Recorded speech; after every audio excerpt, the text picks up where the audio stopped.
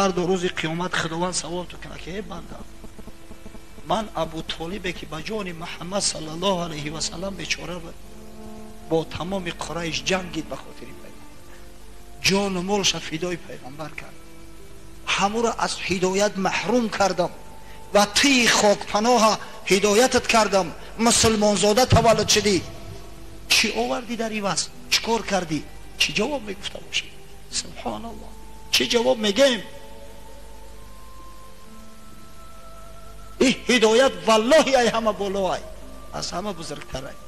پس به قدرش برسی بچه های عزیز، شکرگزاری نعمت خدا را کنید، نعمت از این بزرگتر نمیشه. ببینید اکثر کلی مردم یپونیا، مردمی که اینقدر عقل دارن، اینقدر فراست دارن، اینقدر علم دنیوی دارن، ماشین یپونیا سوار میشه، مال یپونیا بهترینه، از هدایت خدای تعالی که محروم هستن در پیش یک سنگ میروند سجده میکنند.